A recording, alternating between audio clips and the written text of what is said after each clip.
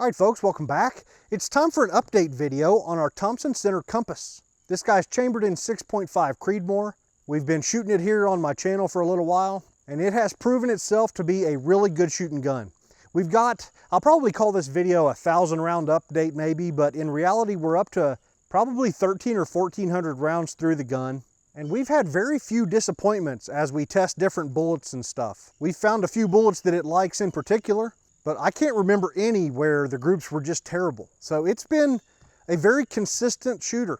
The reason I'm starting this video out here on the range is I want to go ahead and shoot the last few groups out of this gun in this configuration. I've picked up a new Boyd stock to put this guy in. I've also picked up a new bolt handle because the bolt handle on these guns is pretty small. So I picked up one that's a little bit bigger and easier to get a hold of. And I also want to do some additional adjustments to the trigger. I haven't had this gun apart since the first video we did on it, where we dropped it out of the stock and adjusted the trigger. So this will be the first time we take it apart. We can look for signs of wear, have a nice look at the bolt and stuff and kind of give it a good inspection, make sure nothing's going on weird in there, upgrade the stock, lighten up the trigger a little bit, install a bolt handle, and then we'll come back out and see if it still shoots pretty good. So for this first little range trip here, I've got a couple types of factory ammo I want to shoot. The first is this stuff. This is Hornady Precision Hunter. It uses the 143 grain ELDX bullet. We've found that this gun really liked this bullet in our hand loads. So I'm hoping this factory ammo will be a good option for you guys who have this gun, but don't do any reloading. The other is some S&B. This stuff is extremely cheap. It's a 140 grain full metal jacket boat tail. And I ordered it, it's about 10 bucks for a box of them. So by far the cheapest 6.5 Creedmoor ammo I've ever seen. And I want to see if this guy will hold a group with it. Might be some pretty decent plinking ammo. I've also got some hand loads here with the 140 grain Hornady match bullet that will shoot as well. Just kind of want to put the last couple groups through this guy. And then we'll move inside and start with our upgrades.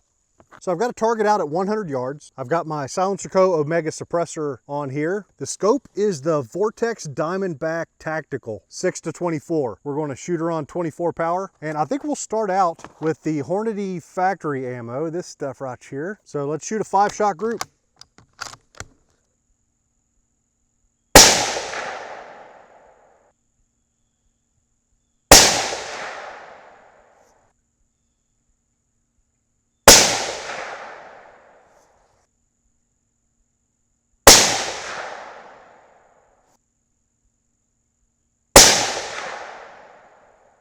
Okay, so that's not terrible, probably about an inch. Those first two shots had me thinking that we might be in for a really tight group, but just didn't quite happen, but that's still respectable. Okay, next is the S&B full metal jacket ammo. Let's see what 10 bucks a box gets us.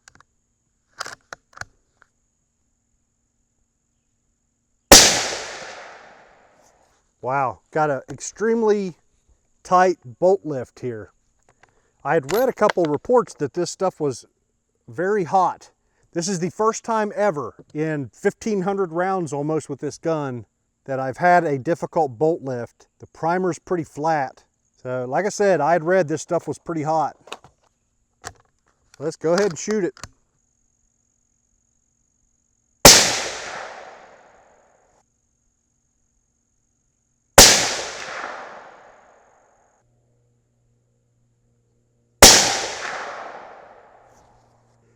Yeah, every shot, you really gotta pry on that bolt handle. See, now would be a good time to have that bolt handle upgrade we're about to do.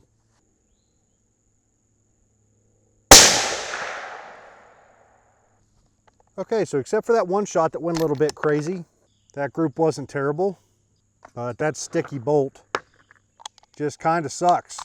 All right, moving on. This is our version of plinking ammo. These are some hand loads. With the 140 grain match bullet, IMR 4451 powder, this has been a really good shoot and load for us. So we'll start out with 5 shots.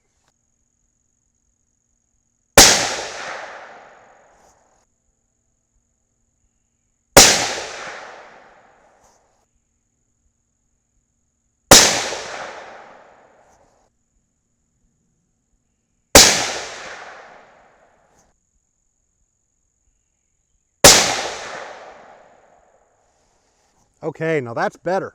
One thing I love about this gun, absolutely love, is barrel heat doesn't seem to have much of a negative impact on this. I can't believe I did that. This barrel is smoking hot right now. The 15 shots we've fired so far, I've been filming for 15 minutes. So 15 shots in 15 minutes, smoking hot barrel, and it still shoots them through one hole. Now, one thing I had mentioned in the first video with this gun was that the action was kind of a little bit stiff, and it has definitely worked itself in to being pretty darn smooth after we put some rounds through it. So let's shoot another 5-shot group with these, and I'll shoot them as fast as I can within reason, right? We'll still be trying to shoot a group, but we'll just shoot them as quick as we can. And I'll try and do it fast enough to where I don't need to edit out any space between the shots. So let me get lined up here first, get my bags the way I want them, and let's see how fast we can crank these out.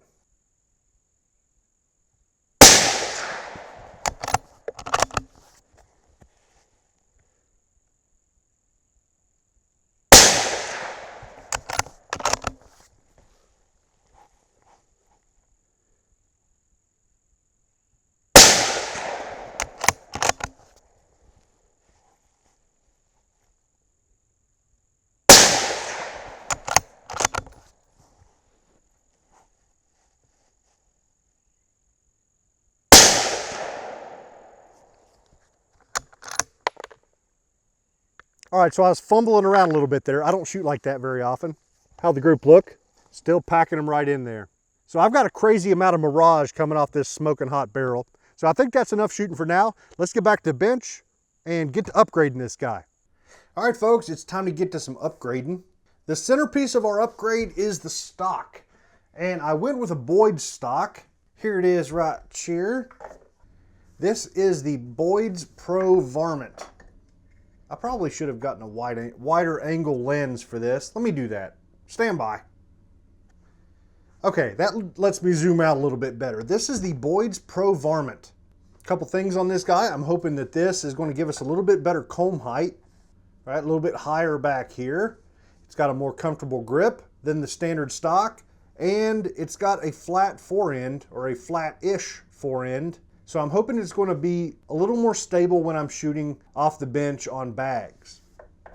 This guy was $165.03 was the total cost on this dude. The standard stock is $137. The forest camo laminate, which I love, man. I love this laminate style. This thing is beautiful. That was an extra 15 bucks, and then 13 bucks for shipping.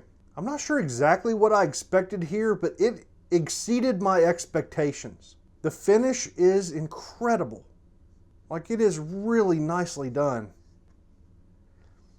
I am slightly concerned that, man, it is super thin on like the edges of the magazine well here, but it feels nice and stiff. I think the laminate construction is going to be nice and stiff, but just looking at it, not a whole lot of material in this area. It does have a pillar here, which once we get the standard stock off there, we'll see. I think it's pretty darn similar to the stock setup. It's just really nice. Not too heavy. Like, I was afraid that this might be super heavy. It's not that heavy. I went with the standard butt pad. They offer a bunch of different butt pad options if you want something a little bit softer. This is just the standard guide. Not a whole lot of recoil with 6.5 Creedmoor to worry about. They'll make them in any length of pull, I think. This is the standard length of pull. But at first look, I'm extremely happy with this stock. I'm hoping it's going to go together nice. We're not going to do any bedding work on it right now. If we get it together and it shoots like crap, then maybe we'll go down that road eventually. But for the time being, we're just going to slap it in there, screw it together, and see if it shoots. If it shoots as well as the standard stock, that'll be good enough for me. The second upgrade is this dude. This is a bolt handle from Glades Armory. Not a lot of options out there for the Thompson Center Compass when it comes to bolt handles. This was actually the only one I could find, and it was $54.99 plus $6.50 shipping, so $61.49. Holy crap. Little bit pricey, but they do offer a bunch of different options here as far as the handle goes. I went kind of middle of the road. Like, this is a little bit aggressive, I think. It's got some knurling on there. It's got these, looks like rubber O-rings. So like, it's got something for you to get a hold of, but they offer more aggressive options if you want that, or less aggressive options as well.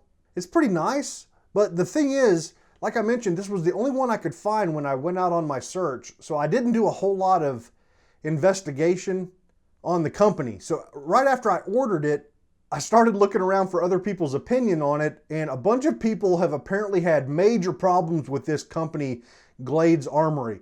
They send them the wrong bolt handle, and then they don't answer emails and all of this sort of junk. But luckily, I got the right bolt handle as far as I know. We'll see how it installs, but I got the right part and it came in a timely manner, so I have nothing firsthand to complain about with Glades Armory. But if you're going to order one of these, you might search around and see what the latest is as far as people's experience with this company. Because I have no affiliation with them. I have no affiliation with Boyd's either. I paid full retail and ordered off their website for the stock, and same deal here with the bolt knob. So your mileage may vary, man. Don't blame me. So I'll tell you what, first thing, let's get this scope taken off of here just to make it a little bit easier to work with. Yeah, I'll tell you, it has been an extremely humid summer. Like, it has been raining nonstop. Like, my tools, a lot of my tools, some of my dies are getting surface rust. I'm interested to see once we pop this guy apart. It won't surprise me to see a bit of surface rust down here because I just haven't been keeping up with humidity as well as I should this summer. And I'm afraid that some of my guns might have suffered a little bit. It went a little farther than I needed to. I guess I should probably talk about scope bases a little bit, because the set I've had on the 6.5 Creedmoor were a little bit higher than I would have liked. Like I mentioned, the comb height on this stock is very low. So these scope bases, I'm not able to get a really good cheek weld. And this was a set of Weaver medium rings. And whenever I got the 300 Winchester Magnum, I was very happy with the Weaver rings. They've done a great job. We've shot some great groups with these cheap little rings. I bought the exact same set, but this time I bought the low version. Let me show you this guy real quick, if I can get it squeezed in here. This is a 50 millimeter scope. Still got plenty of clearance there, even with the low rings. So this is what those are. 30 millimeter low skeleton from Weaver. I think these were 30, 35 bucks, something like that. Very inexpensive set of scope rings, and I've been happy with them. The ones on the Creedmoor are the medium. So if you're going with these, I would suggest the low. Yeah, I guess the part number on these is 48364 if you've got a 30 millimeter tube. These have worked just fine. And it's been kind of a nice combo, right? Cheap gun, depending on the rebate that's running at the time or whatever, 250 bucks.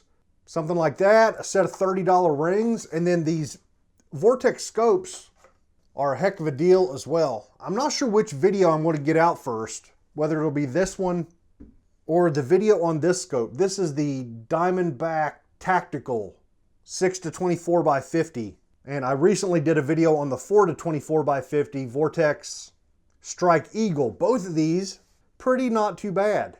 I'm still finishing up my evaluation on this dude. But you just saw it shoot some pretty good groups on this gun. These make for a pretty nice, inexpensive combo. This is about a $400 scope. So $250 gun, $30 set of rings, and a $400 scope. And you're having fun at long range. That's a pretty darn good deal. All right, let me get this scope out of the way, and we'll get back to our gun. The magazine here with the Creedmoor has been awesome. No problems at all. But you see how it has this like spring-loaded, yeah, there's not enough light for you to see that, is it? But there's this spring-loaded little paddle-looking thing that powers this rotary magazine and keeps the next round pushed up to the top. That's what's giving me problems on the 300 Winchester Magnum magazine. Let me pull that guy out real quick, and I'll try and show you what's going on. You see the paddle's way down there. So at first I thought it was stuck on something. Try and pry on it a little. Yeah, that's too big. There's a little smaller screwdriver. But yeah, the little paddle, something's going on with the spring-loaded sort of thing in there. So no problems with the Creedmoor magazine, but the 300 Winchester Magnum giving me problems already.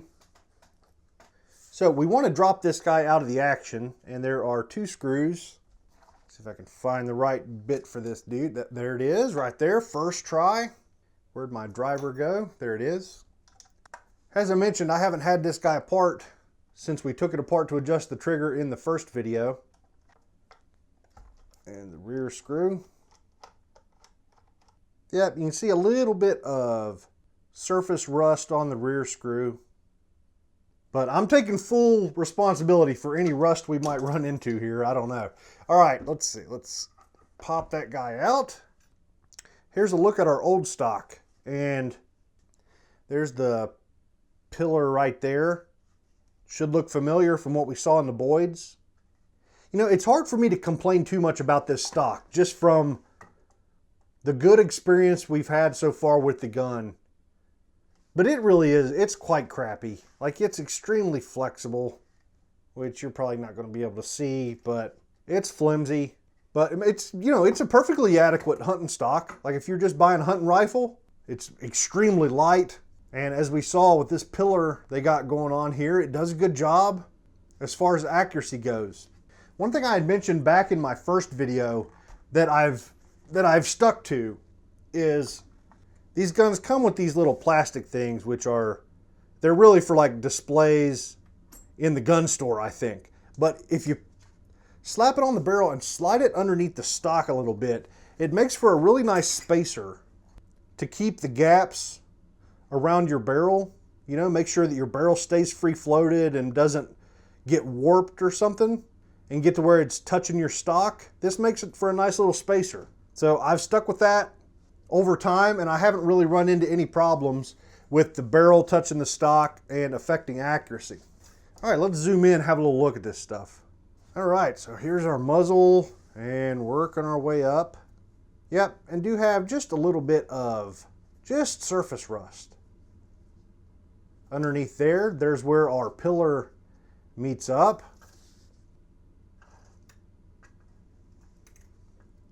Maybe just a touch here on the side as well.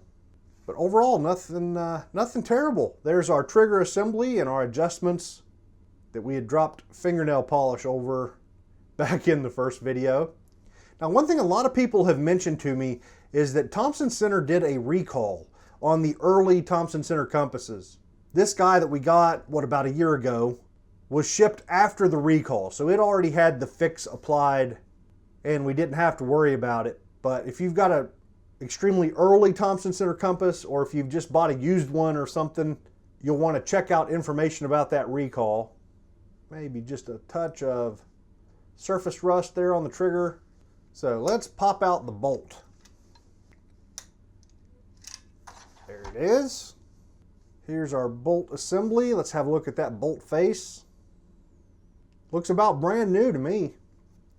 Let's look at the back of the recoil lugs where the actual work is going on. Let me zoom in. Enhance.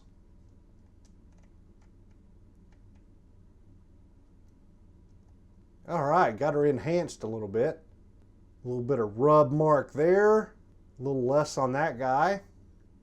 And a little bit on that guy. I wonder if that means that this lug is taking most of the recoil. I don't know. So I grabbed a screwdriver here to see if there were any like edges or anything. There don't seem to be. So this isn't any type of a gouge. Hopefully you can see through the camera what's going on. It just looks like the finish is worn off. So nice and slick. So I'll tell you what, let's go ahead and start with this bolt handle. That should be an easy one. See if I can remember how to do this. I think you like kind of grab the whole back end and turn it. There it is. Turns it over to that side, and I think like maybe we push down on it or something. Nope, I'm gonna have to go find some instructions to remember how to tear this guy apart. All right, so I got the manual. I think I got it. I was pushing on the wrong end. I don't know why, for some reason. I was thinking you needed to push this end. Yeah, it's this end. So like, we kind of, well, first we make sure our camera's focused. Then we push down a little bit and then pull out the bolt handle. And then I thought it was under spring pressure here. Nope, I guess not. There it goes. There it comes apart. I need a rag, don't I? Okay, I got one. Let's wipe this guy off a little bit. That should tell you how easy the bolt handle replacement should go. You just push it down, pull out the old one, and pop in the new one. Let's compare the old versus the new. You can see the stock one's kind of dinky, man. It's a little bit of a pain in the butt to get a hold of and work the bolt sometimes. Not a huge deal, but enough of a deal that I thought this would be a worthy upgrade. Let's see what the angle looks like. Looks like pretty much the same. No, it's got a little bit of a change of angle there, doesn't it? Interesting stuff. So this guy should certainly be a little bit easier to get a hold of. Let's have a look at some of our other parts here, like our firing pin. If you've been following along with my series, you know we've mainly used small primer brass in our reloading. And it's extremely common to get cratered primers. Let me zoom in a little. There we go. So we've had a whole lot of cratered primers, which means the primer is flowing past the firing pin and into the firing pin hole there a little bit. But I don't see any signs of wear or problems that might have caused us. Firing pin seems to be in pretty darn good shape.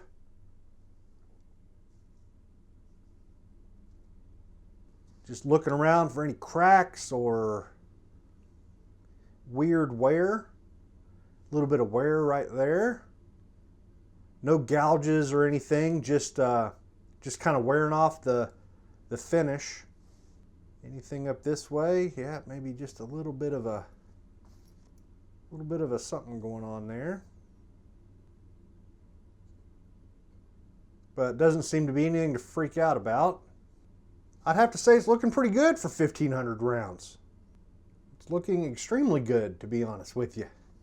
All right, like I said, our recoil lugs, that one has a little bit more wear than the others, but it's not in a destructive or gouging sort of way, I don't think.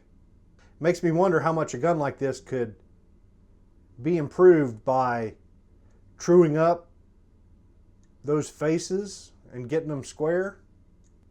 I think, yeah, so there's this pin right here that lets this guy come out. A little bit of goop on there. Okay, got the goop wiped off. It's looking like just more finish wear. No gouges, no cracks, no weird stuff.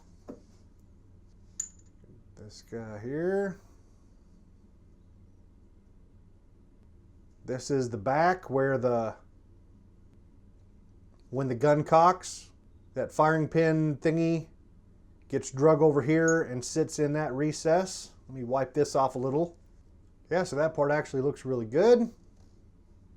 I'm no gunsmith here. I don't really know what the hell I'm looking at, but I'm just looking for anything weird. And I'm not seeing anything weird. So that's good. To be honest, I expected a little bit more wear. Just kind of in general after this many shots. There's this little keeper pin. I don't know if it bears any load or not. No gouging or anything like that. Just normal stuff. I was really afraid of rust. Thought we might crack this guy open and see a bunch of surface rust, like I was mentioning before, just from my poor control of humidity this summer.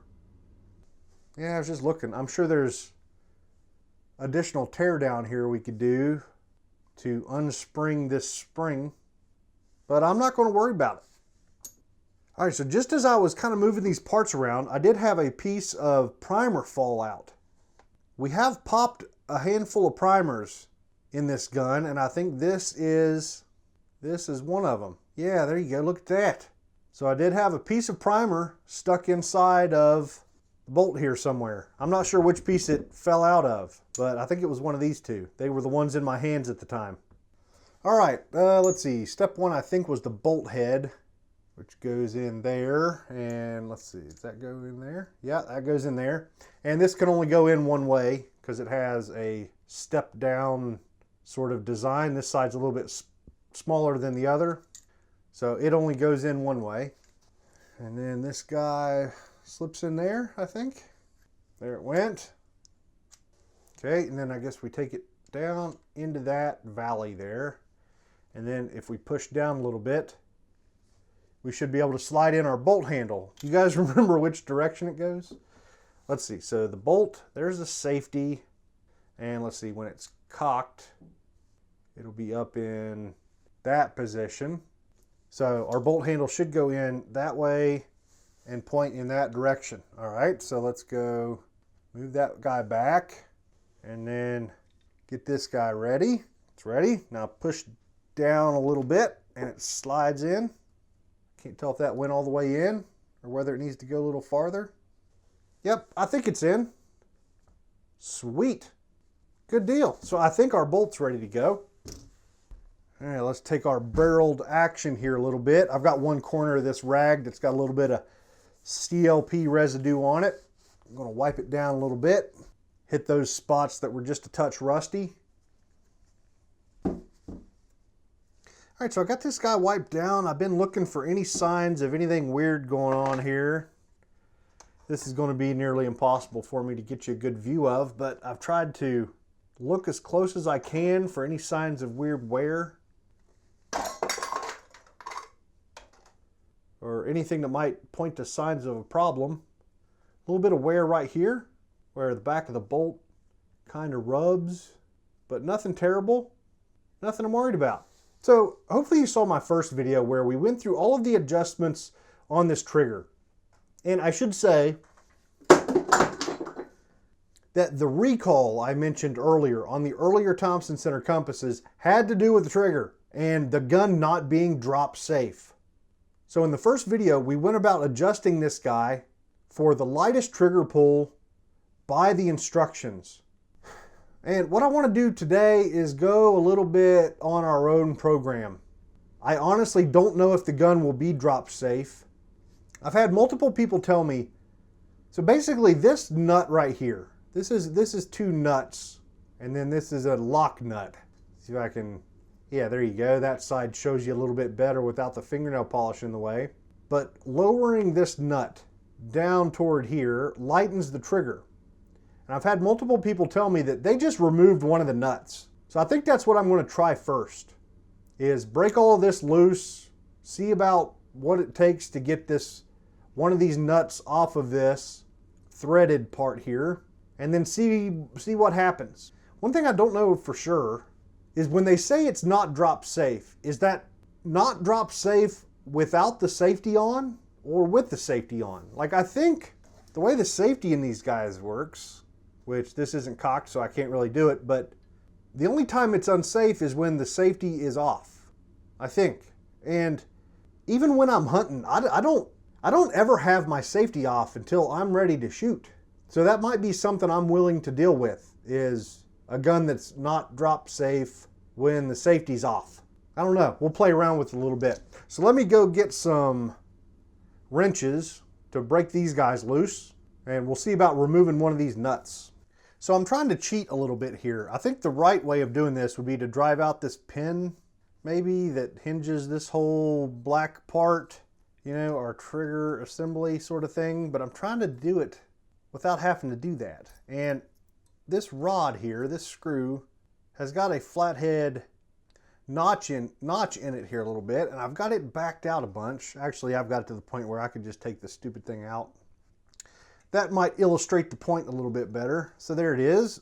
So I think this spring and these two nuts are just held in there by spring pressure right now, about to come out and poke my eye out. So I wonder if I could just push it out. This is so stupid. Let me back out so you can get a better view of the stupidity. Okay, I'll try and put my finger over it and pop one of them out. Okay, there it is. That came out. There's our spring. There's our two nuts. These two nuts appear to be the same thickness. Let me grab some calipers and double check that. Yeah, these guys are 90 thousandths thick, so it doesn't matter which one I discard. So let me see if I can get, yeah, you can see this. So the spring sits in a little recessed spot there. Yeah, there it is, in its little spot. And let me try and get one of the nuts on top of it. That didn't work. Let me try this. Get the screw on there just a little ways. And then sit the nut up over the screw. And then put the screw down. Whoop, nope. All right, let's try this. This is one of those things that is so much fun to do through a camera viewfinder. Now that was a dumb idea. Let me back this back out. Put the screw in its spot. There we are. Whoop, nope. Put the spring in its spot. There it is. Now I'll hold it in place. I just need to get the stupid nut. I wonder if I could go at it together. So we'll set the spring right there. And then set the nut on top of it. And then use the nut to push down the spring. No, that was dumb as well. I think this is one of those things. I'm just going to have to screw with it until I get it. I could really use a set of needle nose pliers about right now. I should probably go get some.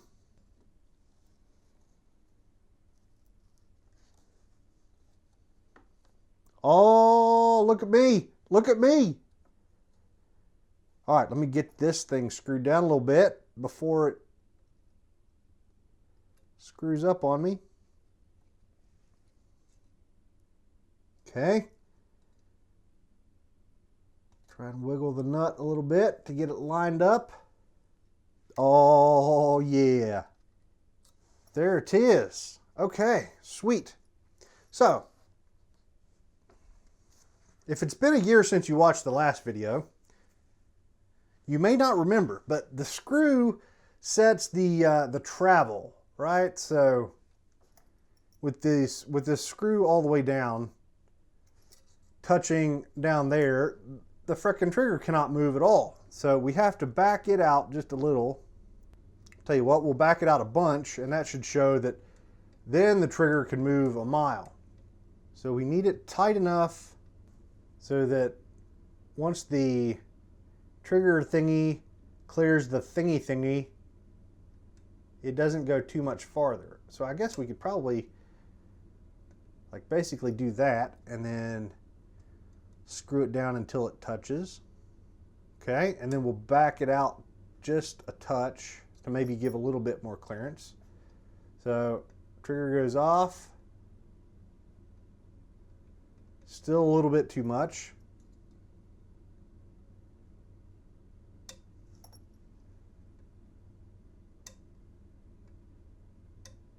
Okay, so very little play. So there we have it. I think, maybe, an extremely light and potentially dangerous trigger job. So let's get the lock screw in place and come in with our cute little 1/4-inch wrench. All right, so that messed up my adjustment just a little bit. Let's see where it's at now. Yeah, now it can't travel far enough to set off the trigger. So let's try and back her out just a touch. Okay, that might be too much. Nope, it's not. It must have moved a little more than I thought it did. Tell you what, that stupid lock nut does a good job. Whenever I've got it tight, I can't move that adjustment at all. Okay, let's see where that puts us. Okay, trigger goes off, and there's still a little bit of wobbliness. So let me, actually I might just be able to cinch this down a little bit. It's going to take the nope, that's already tight. Okay, let's see where that puts us. Yeah, that's okay. You know what? A little bit over travel. Never hurt anybody. So let's tighten that guy down in that direction. And let's tighten this guy down in the other direction. There we are. A much lighter trigger and a potentially dangerous gun. Actually, I probably should have just had this stupid bolt in here the whole time. And let's see, I need to get this guy cocked before I can get it back in there. So I think I need to go, yeah, there we go. Got too much CLP left over, so let me get a hold of this dude. And then we need to turn it. Oh man, that's pretty tight. There it went. Okay, so now the bolt is in its cocked position and I should be able to slide it in. There we go. Now we can actually see the trigger. Yeah, that's not too bad. Then we cock it again. Yeah, that is awfully light. I guess we could try and drop test it right here on the bench. Yeah, so let's see how this does. Cocked. So now our trigger's cocked. It went off. So this is definitely not drop safe, folks. Now with the safety off, I don't think the gun goes off, does it? Actually, you know what would be fun? You guys know what would be fun. Let me grab a piece of brass. We'll put a primer in it. All right, so I've got an empty piece of some sweet Peterson brass that a viewer just recently sent me that we're going to be playing around with a little bit. So she's primed up. Let's put it in the chamber.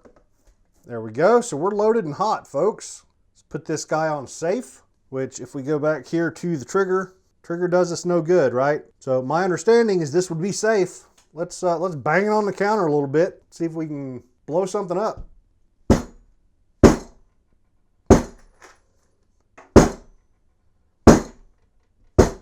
Okay, good. Now let's go to the middle position, which is the unload, right? We can work the bolt and remove our round, but we don't want to do that. We want to leave it in. Okay, the round's back in. Our trigger still does nothing.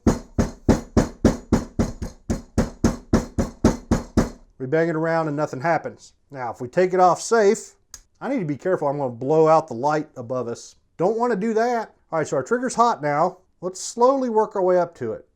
Okay, that's a little bit of a pop, a little harder pop. There it went.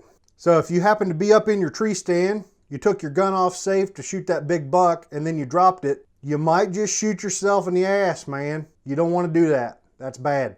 All right, let's get this guy dropped into our new Boyd stock. Yep, there she is. All right, so we did get a bag of parts here. Let's open it up. There's not a whole lot going on here. It's pretty straightforward. We got a new trigger guard. We got a wood screw looking thingy that goes in the front of the trigger guard. This is a new rear screw for the back of the trigger guard. And then we use the factory front pin with this little guy, which is the front magazine catch. Hopefully that'll make more sense here in just a second. Let's grab our stock. It's in my lap. So a couple parts that already come installed, the recoil lug, like we mentioned there, and also there's a piece of black plastic here, which is the rear magazine catch. It already comes in place, put in place, looking pretty good. So let's just see if this guy fits down into this guy okay. So there's that. Oh yeah, that popped right down in there, no problem. See what our clearances look like. Yep, it's not coming across on camera very well, but it looks pretty good. Can see a little bit of daylight there. If I can get the angle correct. There it is. A little bit of daylight there beside the receiver on that side. But our bolt handle seems to be lined up pretty well. Our rear pin, you can see all the way through to daylight there, so that guy's lined up. Let's flip it over. Yeah, seems to be pretty close. So I think here with this dude, kind of drop it in. That's a little bit funky looking with the rounded front of the trigger guard, but kind of squared off there. That's a little bit funky. Let me try and get this rear screw started. And these use the same size bit as the factory screws. Let me flip this guy around so I can get a better angle at it. Okay, I think it's close to starting. Not a ton of threads to work with there, because up here on the top end, you'll see that's not terribly thick. Now here's our factory bolt for the front. So I think we slip that guy in there like that. And then that guy goes in there. Okay, so that piece kind of wants to twist on you just a little bit. Let me zoom that in. And actually there's a washer I'm supposed to use on that. Yeah, there it is. This guy kind of wanted to, see how it wants to twist on you just a little bit. Let me pull it out and get the washer put in there. That guy sits in there. They call this the front magazine catch, so I'm assuming getting that square might be critical to getting your magazine to fit the way you want. I don't know. Okay, I'm going to back it out just a little bit. I don't want either of these tight yet. So that guy's not tight, and this guy is not tight. Now this guy right there is our wood screw looking thingy. Where'd it go? There it is.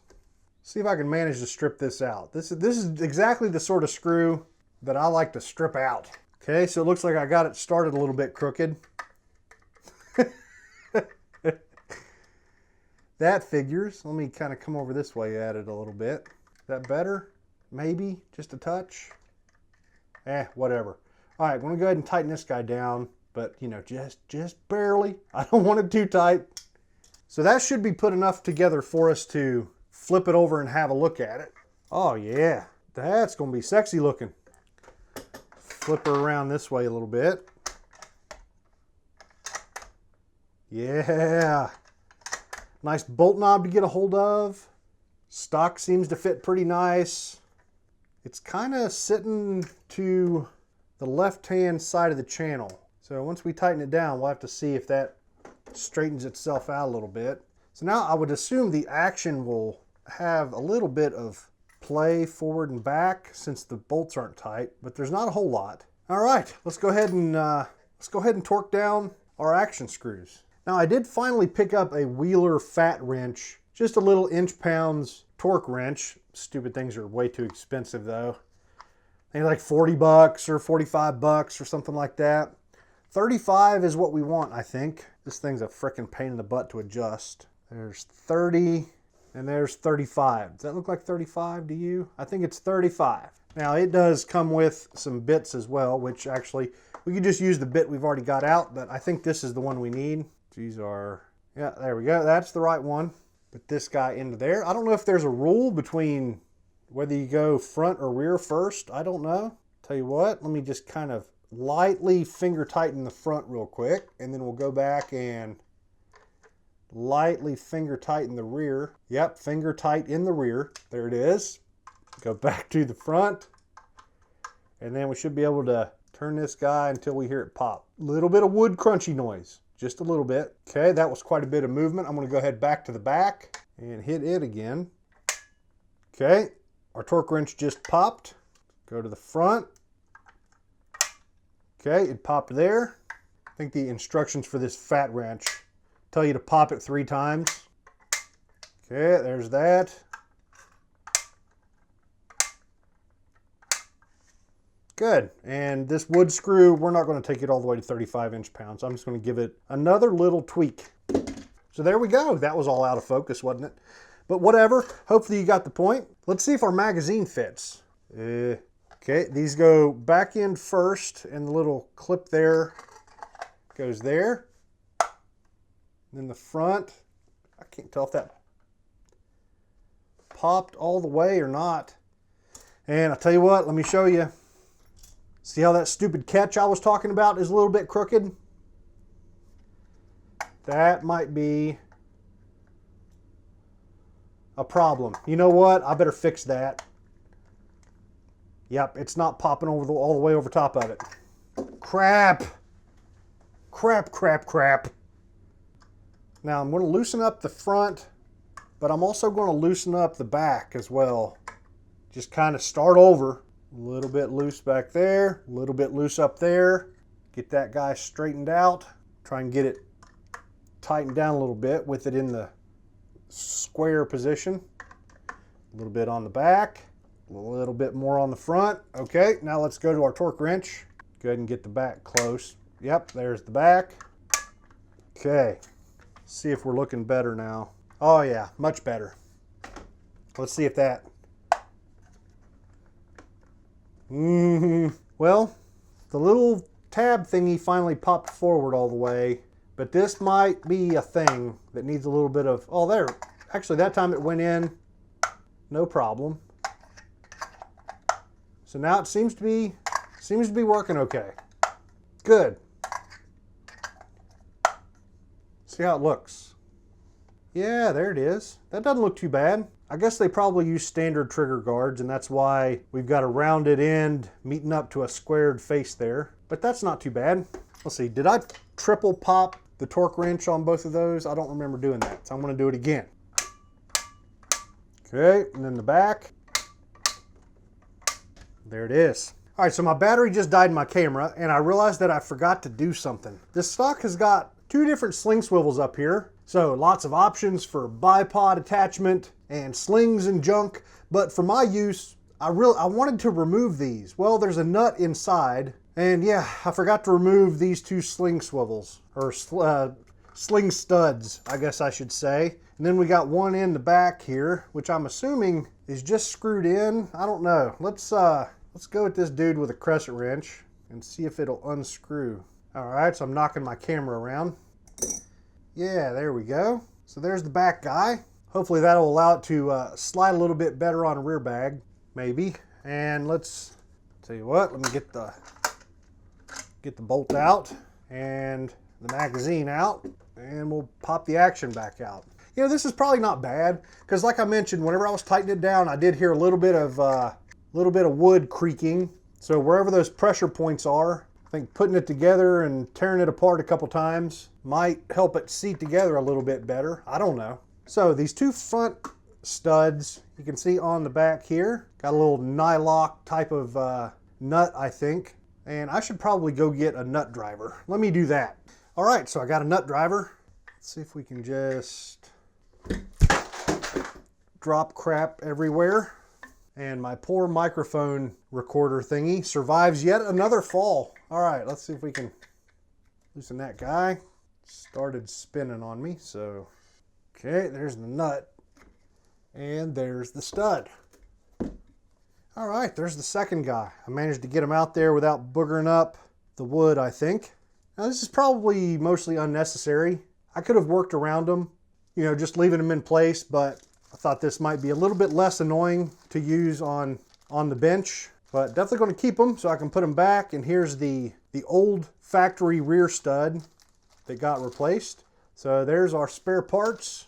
So let's get this guy put back together once again. Get the rear guy started just a little. Get the front guy started just a little. Straighten out the magazine catch. Go a little bit tighter. Little tighter on the rear. Let's double check our magazine fit. So it seems like the magazine's kind of wanting to rotate a little bit. Like you gotta watch it and make sure that it pops. You see that time it's not popping, and the reason, so a lot of the times it's kind of going in and then it needs a little bit of a rotation. Yeah, that's not perfectly straight. Let me tweak on it just a little bit more. All right, that's a little bit straighter. Yeah, it seems to be happening a lot less often now. But if you kind of get it, if you try and put it in a little bit crooked, it definitely, there's enough slop in there for you to try and get it in crooked, basically. So that'll be one thing to watch. We'll see if this is actually annoying out on the range or if I'm just making something out of nothing here. All right, let's torque these guys down. All right, it's tight, it's straight. Looks like we're in good shape. Oh, and one thing earlier, I was mentioning that the barrel didn't quite seem centered, but now it's perfect. Now that we're tightened up and all that good stuff, let's see if you can see the gaps there. The gaps are perfect.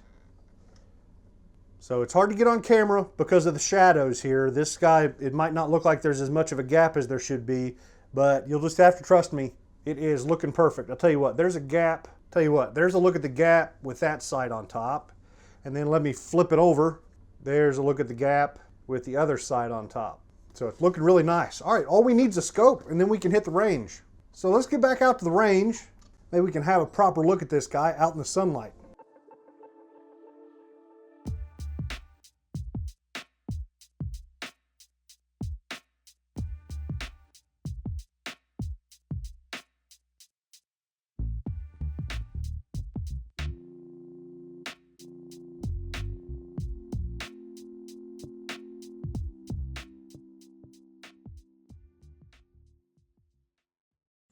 All right, it's time to see if this guy will still shoot. I've got a target at 100 yards. So let's start out with the hand load that we shot earlier in the video that we already know will shoot a good group, or at least it should. I expect that our zero, yeah, that magazine going in is something I'm gonna have to get used to. It's definitely different. Like the standard stock snapped in really nice, and this kind of goes in a little bit mushy. I don't think it's bad. I think it's just something I'm going to need to get used to. So as I mentioned, this is the same hand load that we shot earlier in the video with the 140 grain Hornady match. I'll tell you what, the stock is sitting in these bags, extremely stable, just like I was hoping. And also, I probably should have shown you, the new trigger weight is perfectly light enough to where, you know, with the standard trigger, I really needed to be behind it. I generally had my thumb up at the tang or whatever the hell you call it back here, just to get enough resistance to pull the trigger. But with our new adjustment, I can definitely go completely off the gun and just pull the trigger without any other pressure being applied by my hand. I would guess it's probably around maybe 2.5 pounds, somewhere in that range. So with the gun sitting nice in bags and the trigger much lighter, let's see if we can tighten up these groups a little bit.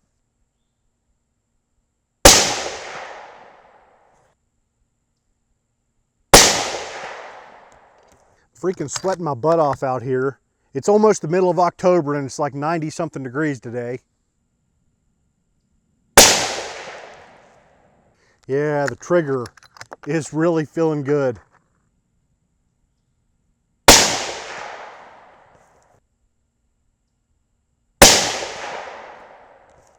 All right, that's a pretty good start.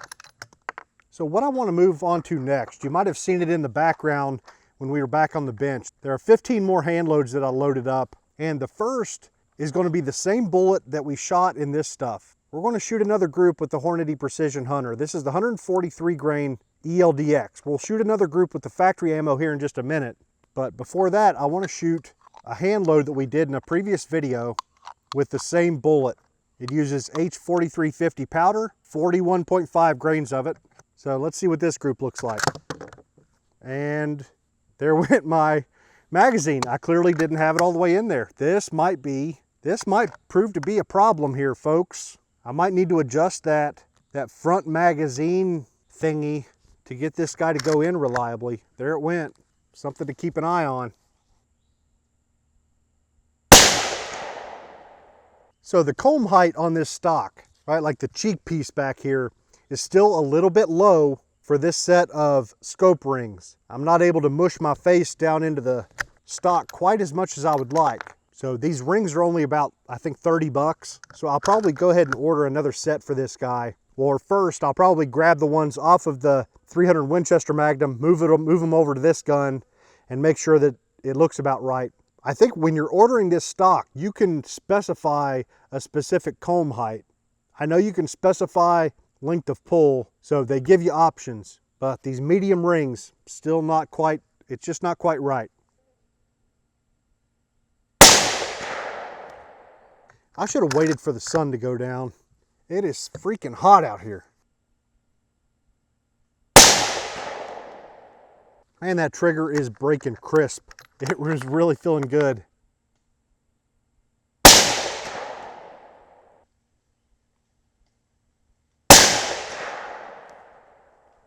All right, that's another decent group. I'll tell you what, let's go ahead and move over to the Hornady Precision Hunter factory ammo. We'll do a 5-shot group with it.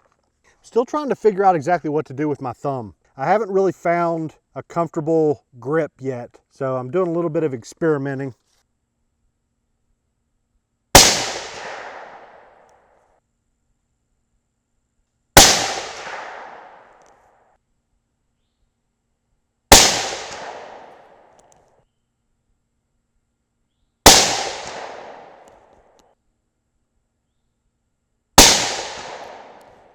All right, we actually shot a decent group with some factory ammo. How about that?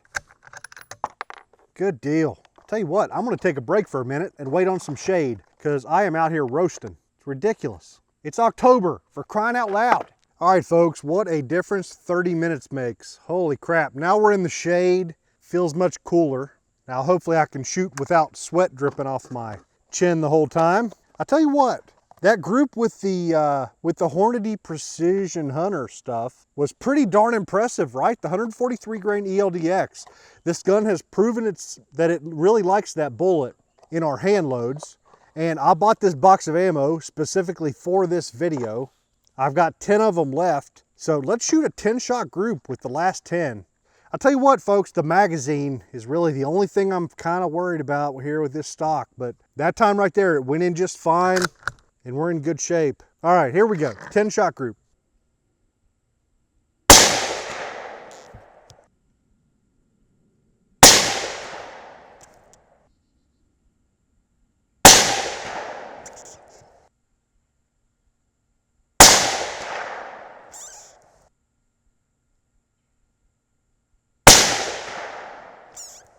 Holy smokes, folks. Dang, that is a freaking nice group. I'll tell you what, I'm not going to shoot a 10-shot group. I want to make that a 5-shot group because I want to put that one on Instagram. Holy crap. That might be, yeah, that is probably the best group I've ever shot with factory ammunition.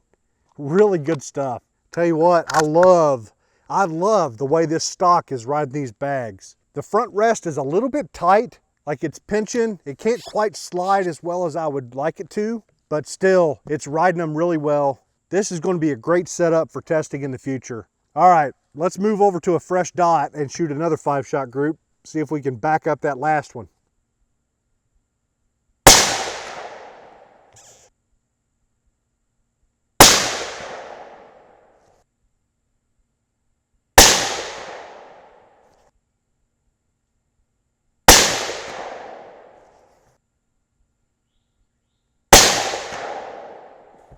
All right, a little bit bigger that time, but still a pretty darn good group. Listen, I paid 35 bucks for this stupid box of ammo at my local gun shop, but how many do you need for hunting, for crying out loud? I'd rather pay a little bit more and get performance like that than shoot the cheaper stuff. So nice job, Hornady. So we've got 2 more of our hand loads left that I want to test. The first is the 142 grain Sierra Match King. This is with IMR 4451, which IMR 4451 has just been an outstanding powder in all of our tests with 6.5 Creedmoor. It really has. It has quickly become one of my favorite powders. So this is 42.9 grains with, yeah, the 142 grain Sierra Match King. Let's see if these guys will group.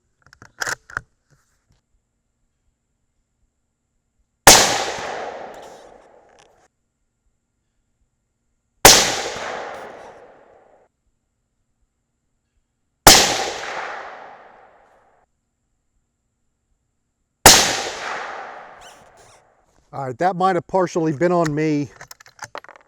The trigger went off a little bit sooner than I was expecting. It's going to take me a little time to get used to this guy because it is really light and it is really feeling good. It really is. All right, so that's a bit of an ugly group. So I've been shooting pretty darn fast. The barrel's smoking hot, but we're going to keep on going. Like I mentioned earlier, that's one of my favorite things about this gun is it really doesn't seem to be affected a whole lot by barrel heat. This is the last hand load I want to shoot. This is the 130 grain Sierra Match King. The powder is Winchester 760 or H414 actually. Those are the same powders. This is 44.0 grains and our earlier test with this guy shot some pretty good groups. So here we go.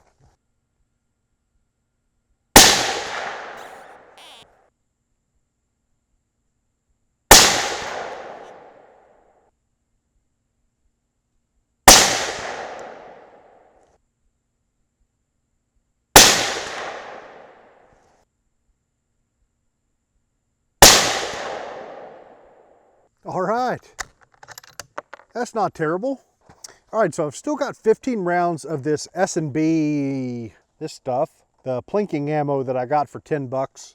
I'm not going to shoot a 15-shot group, but we can at least shoot a 5-shot group just for the heck of it. It didn't shoot terrible in our earlier test. It didn't shoot particularly well, but it didn't shoot terrible. So it's worth another look. We'll see how the first 5 do. Maybe we'll turn it into a 10-shot group if things are looking good. And I tell you what, the barrel's smoking hot, as you might expect. So I'm gonna take another quick break, just a barrel cooling break. Let's give this S&B stuff the very best opportunity to shoot a good group. All right, folks, we've had a little bit of cool down time. Yeah, barrel's nice and cool now. So back to the S&B. Let's see if it'll shoot.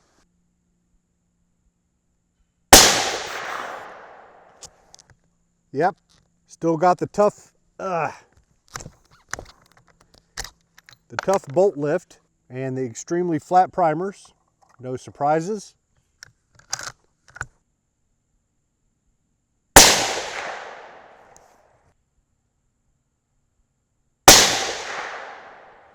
I'll tell you what, on our bolt handle, there's been a couple times where it's come loose on me because the actual knob, yeah, the knob part screws on and off. So I might throw a little bit of blue Loctite on this guy or something because a couple times it's come loose on me just a little bit.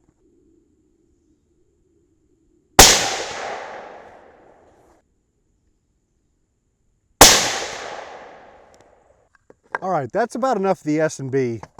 I guess that group isn't too bad. It'll end up being about 2 inches probably. So this would actually, you know, be okay ammunition for 10 bucks a box, but they need to load it down a little bit. I don't want to shoot this crap in my gun nonstop. High pressure stuff, difficult bolt lift. So speaking of plinking ammo, let's go back to our 140 grain Hornady bullet, which this gun loves. And that's really good news because this 140 grain Hornady match boat tail hollow point is pretty much the cheapest 6.5 millimeter bullet you're going to find out there. So this makes for very economical plinking ammo if you're a hand loader, and it shoots lights out. So let's shoot a few more of these guys before we wrap this up.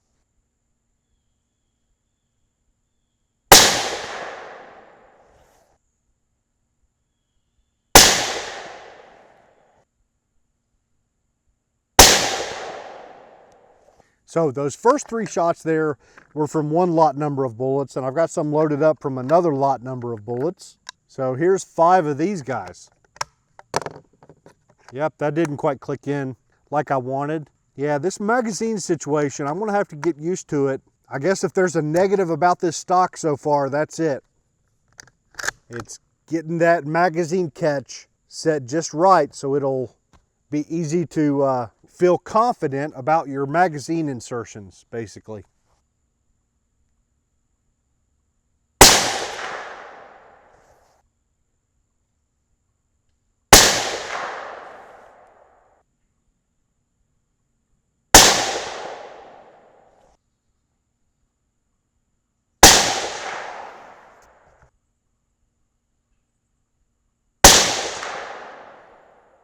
Tell you what, I've got a bunch of these loaded up. I'm just going to keep on shooting.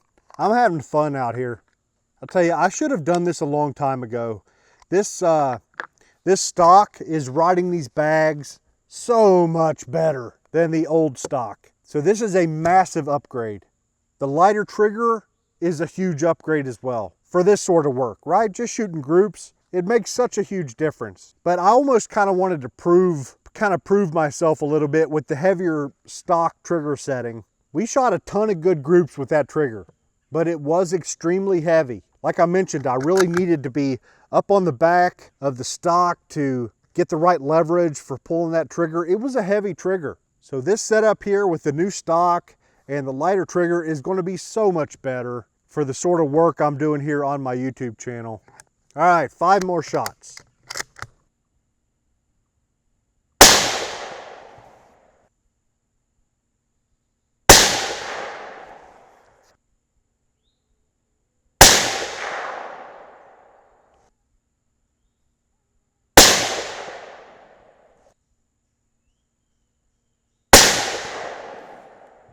So I can say without hesitation that the Thompson Center Compass it's basically the best $200 I've ever spent. Almost every round fired through this gun is documented right here on my channel. And it's never, ever embarrassed itself, right? We've never tried a powder and bullet combination that was just awful. I can't say that for just about any other gun. The consistent accuracy out of this guy is awesome. Now, I think a big part of that is the 6.5 Creedmoor round itself. This was my entry into 6.5 Creedmoor. I had never even fired a 6.5 Creedmoor before I bought this gun. I am now 100% on board with the 6.5 Creedmoor bandwagon. It's my default recommendation. If you're watching this and maybe you're looking at the Thompson Center Compass for your first rifle, or maybe you're just interested in the compass in general and you don't know which caliber you're going to go with yet, go with 6.5 Creedmoor. It's incredible. Ammo is everywhere. Every gun shop is carrying 6.5 Creedmoor now. It's not much more expensive than 308. It is the perfect gun for whitetail deer.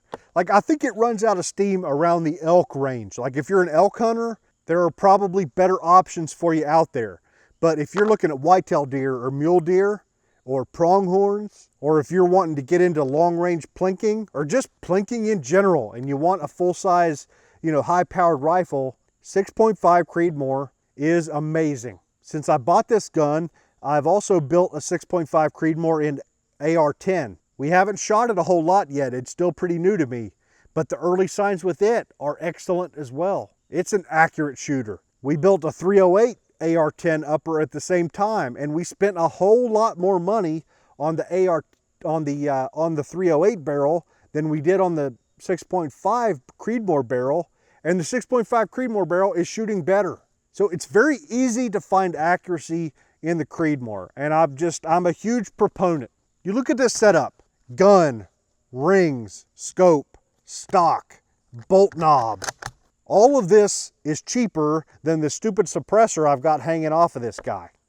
Now that's one thing I'll warn you about, is that this gun does prefer having something screwed onto it as a muzzle device. So I did a series called Barrel Harmonics Testing, and we shot this gun with a whole bunch of different muzzle devices and found that just about any muzzle device is better than nothing. And the best performance we found was with the suppressor. So this gun, and I don't know, we'll find out with my 300 Win Mag whether it's the same way, but it likes having something on there. So if you've bought a compass and maybe you're disappointed with the accuracy you're seeing, try screwing a flash hider or a muzzle brake onto the end of it and see if that might tighten up your groups. I think there's a good chance that it will. So I think that's about it, folks. I'd have to say I recommend the Thompson Center Compass without reservation. Also, I recommend 6.5 Creedmoor without reservation. If it has the terminal ballistics to do the job you're looking to do, then you need to seriously consider 6.5 Creedmoor. So I think what I'm going to do is shoot a couple more rounds. I've got a few more of these 140 grain Hornady match hand loads here, and I've got a little bit of daylight left, so why not? I'm having a lot of fun here. Might as well keep it going. All right, folks. I'll see you next time.